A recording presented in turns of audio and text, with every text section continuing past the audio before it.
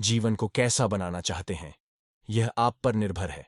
संसार में जितने जीव हैं, सबके शरीर के अंदर आत्मा है।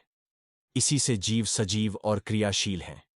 वेदांत ज्ञान बतलाता है कि केवल मनुष्य शरीर से ही आत्मा को जाना जा सकता है, और आत्मा को जानकर मनुष्य जन्म मरण के चक्र से छूट सकता है।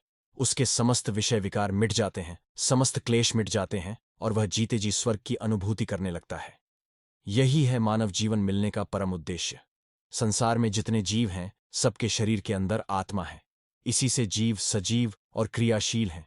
वेदांत ज्ञान बतलाता है कि केवल मनुष्य शरीर से ही आत्मा को जाना जा सकता है, और आत्मा को जानकर मनुष्य जन्म मरण के चक्र से छूट सकता है। उसके समस्त विषय विकार मिट जाते हैं, समस्त क्लेश मिट जाते हैं, और वह जीते जी स्वर्ग की अनुभूति करने लगता है। यही है मानव जीवन मिलने का परम उद्देश्य। हम महापुरुषों के जन्मदिन तो मनाते हैं और उन्हें मानते भी हैं, पर वे जो कहते हैं उसे नहीं मानते। उनके संघर्षों को आत्मसात नहीं करते और ना ही उनके संदेशों का पालन करते हैं। जरा सोचें, ये कहाँ तक सही है? क्या कभी किसी ने विचार किया कि श्री कृष्ण जी ने संशययुक्त मानव को क्या संदेश दिया, जो गीता के रूप में आज भी मौजूद है? क्या हमने भी अपने आप को अर्जुन कृष्ण संवाद में समस्याओं से घिरे अर्जुन की तरह कंफ्यूज होने पर समय के महापुरुष की खोज करके आत्मज्ञान प्राप्त करने की दिशा में कदम बढ़ाया? मनुष्य ने तकनीकी तौर पर बहुत विकास कर लिया है, फिर भी जीवन संघर्षमय क्यों है? स्वार्थ, लोभ, मोह, कूटनीति के कारण मनुष्य व्यर्थ के कुचक्रों में फंसकर अपने आप को ही भूल गया है।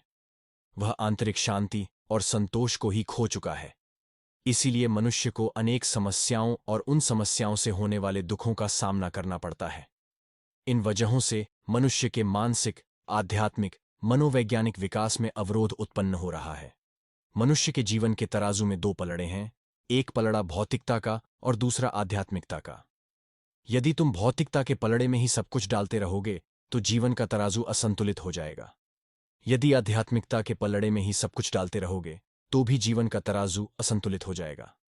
समझदारी इसमें है कि जीवन के दोनों पलड़े में बराबर कुछ न कुछ रखा जाए। यह भी ध्यान रखना चाहिए कि इस तराजू में क्या डाल रहे हो। इसमें अच्छी अच्छी चीजें रखेंगे तो जीवन में सुगंध आएगी, और गंदी चीजें रखेंगे तो दुर्गंध आएगी।